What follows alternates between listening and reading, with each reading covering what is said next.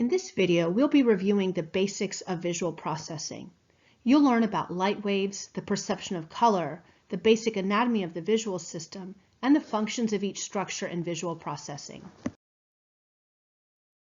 As you'll recall from the last video, sensation is the detection of stimuli, and this is energy from the world around us that affects us in some way. Our eyes, our ears, and other sensory organs are packed with receptors, and receptors are specialized cells that convert environmental energies into signals for the nervous system.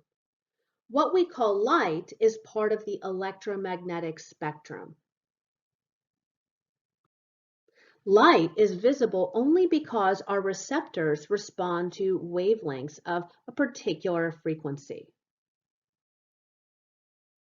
The electromagnetic spectrum is the continuum of all frequencies of radiated energy, and you can see them here in this image. This ranges from gamma rays to X-rays with very short wavelengths through ultraviolet and visible light, and then to infrared, to radio and microwave transmissions, which are very long wavelengths. And again, light is only visible because our receptors are responding to wavelengths of a certain frequency.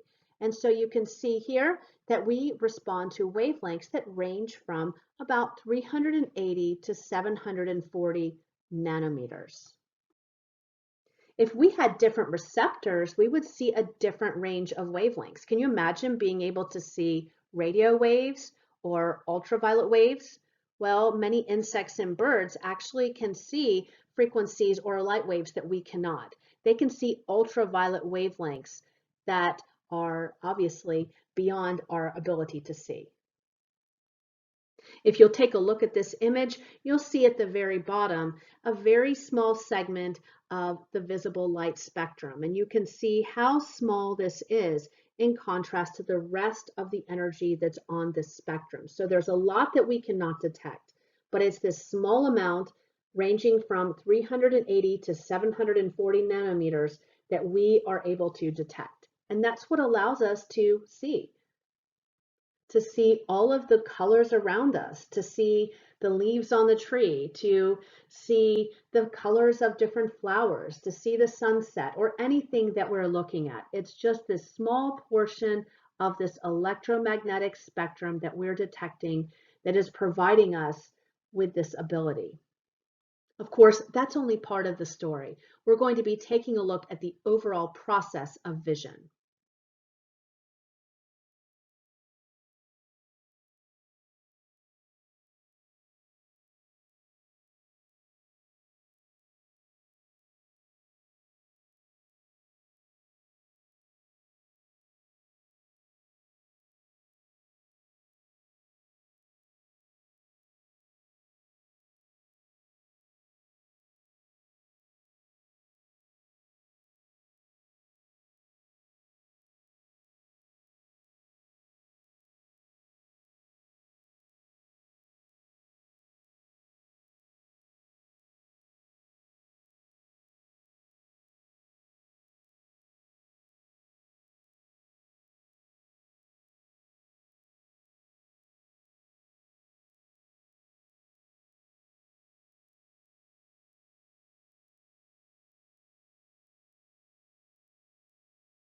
Now that we've looked at the very important role of light waves, let's move into the visual system. So first, light waves are transmitted across the cornea, and then they enter through the pupil.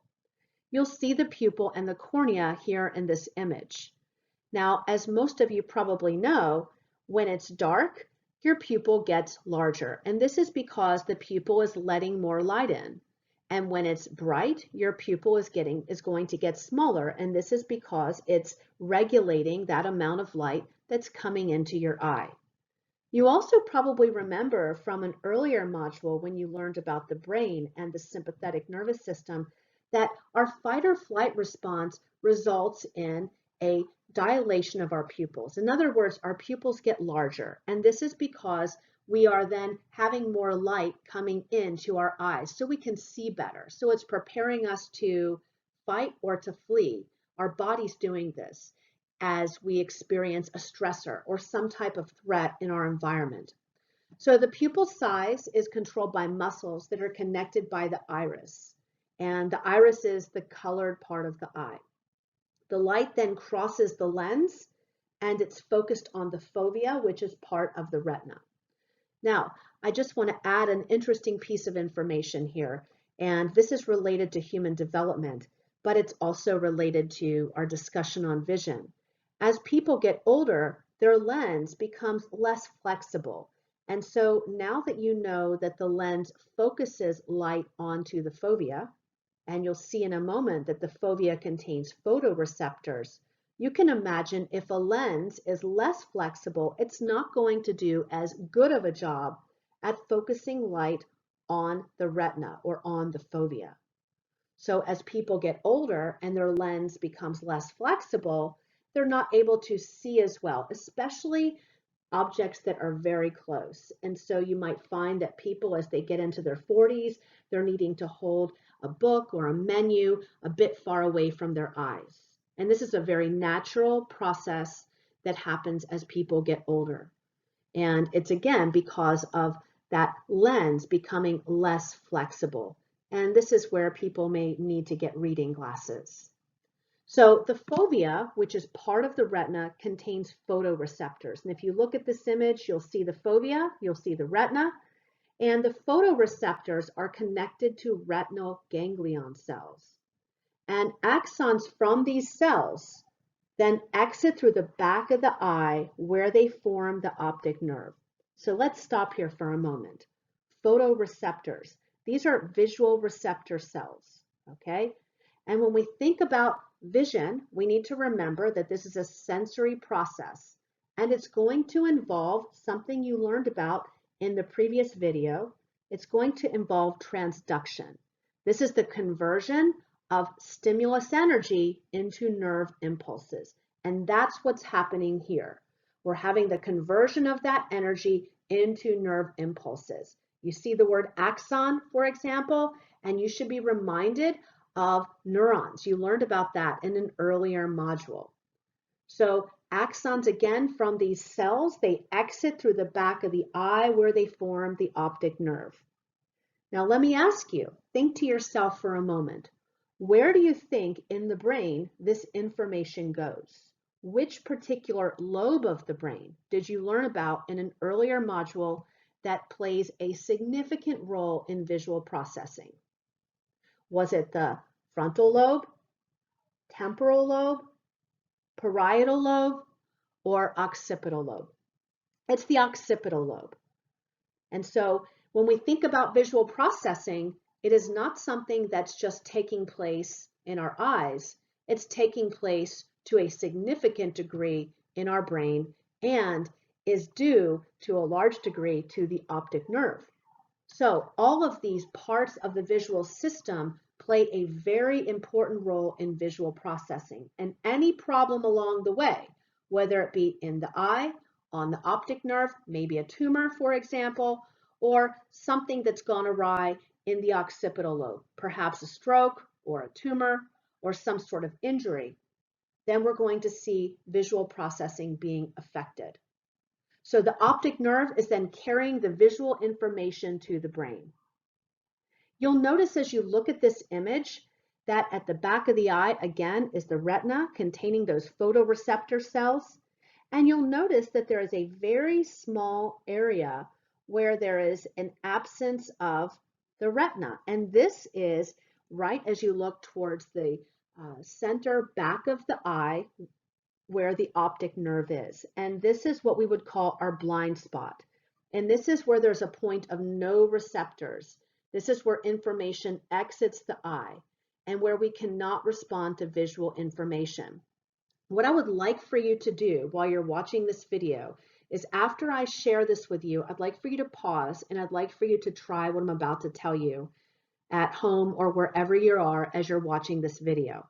What I'd like you to do is I'd like for you to take your left hand, cover your right eye, and I'd like for you to sit up straight in your chair or wherever you're sitting, and I'd like for you to then take your right hand, so cover your left Cover your left eye with your left hand. And then what I'd like for you to do is I'd like for you to take your right arm and I'd like for you to put one finger up and put it directly in front of you and stretch that arm out so that your arm is stretched out and you have your left eye covered with your left hand. And I'd like for you to align your finger with something right around it. It might be a point on the wall, it might be something on your computer if that's what you're looking at, if that's what's directly in front of you. And I'd like for you to look at that finger and whatever it is that it is pointing at, or that it's aligned with, I should say. You should have it up in the air, not pointing forward, but up in the air. And I'd like for you to gradually move your finger into your peripheral vision, but don't move your eyes. Continue to look at whatever your finger was aligned with, whether it was on your computer screen, the wall, or whatever. Don't follow your finger. And as you do this, very slowly, I want you to again continue looking forward and notice that very soon as you move your finger, there's a point at which the top of your finger disappears.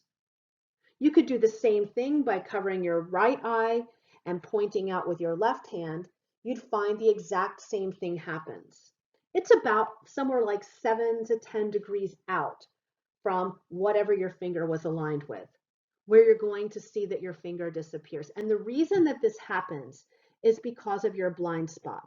This is because that information, whatever it is that your finger was aligned with, is not hitting those photoreceptor cells on your fovea, on your retina.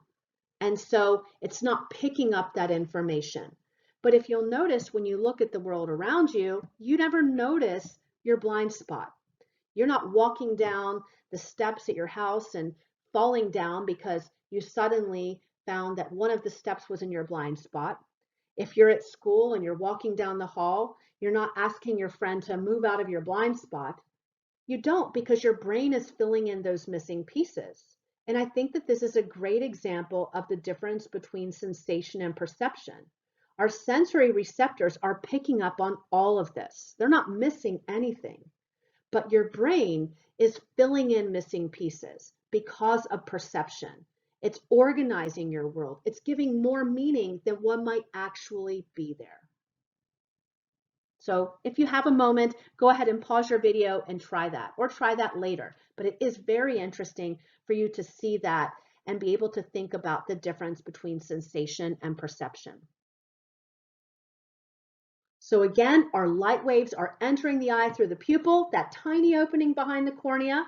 The pupil regulates the amount of light that's entering the eye by contracting, in other words, getting smaller in bright light, and then dilating in dark light, in other words, getting larger. And the pupil size is controlled by the muscles that are connected to the iris, right? We talked about that just a moment ago, and this is that colored portion of your eye. And once it's past the pupil, the light passes through the lens. And the lens, as I mentioned, becomes less flexible as a person gets older. And this focuses the image on the fovea, which is a thin layer of cells in the back of the eye. And remember, the back of the eye is where the retina is. And then here we see the optic nerve. In this image, you'll see a more detailed picture of the fovea. So remember, the fovea contains photoreceptor cells, and they're very densely packed. And these photoreceptor cells that are known as rods and cones, they're light detecting cells. The cones are specialized types of photoreceptors that work best in bright light conditions. Cones are very sensitive to acute detail, and they provide a lot of resolution. They are also directly involved in our ability to perceive color. Now, while cones are concentrated in the fovea, where images tend to be focused, rods, which are another type of photoreceptor, they're located throughout the remainder of the retina. And they are specialized photoreceptor cells that also respond to light, but they work really well in low light conditions. And while rods are while rods lack the resolution, the degree of acuity that cones do, and the color function of cones, they're involved in our vision in dimly lit environments and our perception of movement in our peripheral field. So if you were in your bedroom, for example, and you turn the lights on, it's very bright, your cones are going to be very active, and you're going to notice all the subtle variations in color. Maybe you have a couple of blue shirts, and maybe they're close in color, but not exact. And you can notice the very, fine differences between those two blue shirts and their colors. With rods, though, if you turn off the lights or you dim them, let's say you dim the lights quite a bit, you're going to notice that your ability to see fine details is decreased. And this is because you have less cones that are active and more rods that are. You'll also notice that your ability to detect the fine differences between those two blue shirts, it's diminished, but you're able to see in a dimly lit environment, and you're also able to see well in your peripheral visual field. Now, rods are also active in daylight. It's not as though they're not active, but the predominant activity that we're depending upon in daylight is we're depending upon cones. We're depending upon them for our ability to detect color and to notice the fine details. So again, here's our process. We have light waves. The light waves are hitting the fovea and the retina. We talked about rods and we talked about cones. And rods and cones are connected to retinal ganglion cells. And axons from the retinal ganglion cells, and these are a type of neural cell, they converge and exit through the back of the eye to form the optic nerve. And the optic nerve then carries visual information from the retina to the brain. So there are many steps involved in this process, and it's quite amazing to think about how complex this process is, which we have just touched the surface of, and to think about how quickly this process happens. The optic nerve of each eye merges at what is called the optic chiasm. And if you'll notice here in this image, this is an X-shaped structure that's just below the cerebral cortex. So this image here shows the optic chiasm at the front of the brain, and it shows the pathways to the occipital lobe at the back of the brain, where those visual sensations are processed into meaningful perceptions. Information from the right visual field is sent to the left hemisphere. And then information from the right visual field is sent to the left hemisphere. And this information is then sent to the occipital lobe for processing. Let's now take a look at color vision. How is it that we have the ability to detect so many different colors? Well, there's a theory that's called trichromatic theory of color vision, and it says that color vision depends on a relative response of three types of cones. So one type of cone is most sensitive to short wavelengths, and we generally see these as blue. Another type of cone is responsive to medium wavelengths, and we see this generally as green. And then another type is responsive to long wavelengths, and we see this one as red. And every wavelength of light produces its own distinct ratio of responses by three kinds of cones. It's kind of like mixing paints, but we're talking about light. So the results are different when we mix paint than when we mix light, because if we were to mix, let's say, paint, we mix, let's say, red, green, and blue, and we mix them in equal quantities, we would find that the color that results is black, or like a brownish black. But if we mix these three colors in the form of light, all three of those equal white. But it's a similar principle where there's a mixing of these wavelengths of light that allow us to detect color. Have you ever noticed, though, that if you stare at something green, for example, or yellow or blue, that you see a different color. You might see red, blue, or a yellow after image. Well, this theory, called opponent process theory, accounts for these after images. And this theory says that we perceive color in terms of paired opposites, red versus green. So you stare at something red for a long time, and then you may look away or look at something else and you see green, yellow versus blue, and white versus black. And researchers have found that this tendency happens not because of what's happening in the retina, but because of what's happening in the cerebral cortex. So our ability to detect color doesn't seem to just be due to what's happening in our eyes, more specifically in our retina, but also what's happening in our brains. So researchers have found then that both theories are true, but for different parts of the visual system. So what I'd like for you to do is I'd like for you to stare at the white dot in this image, in the center of this flag, for 30 to 60 seconds, and then move your eyes to a blank piece of white paper.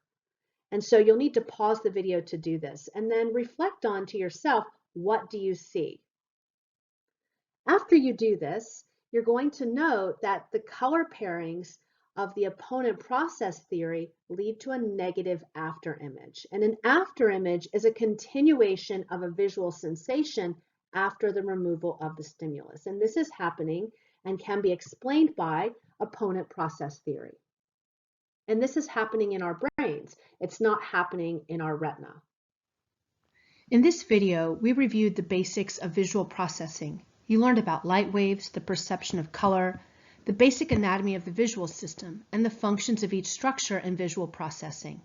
In the next video, you'll learn about hearing, the basic auditory and neural processes that allow us to hear, and some of the more common causes of hearing loss. For more videos like this one, visit the YouTube channel Psychology Lab.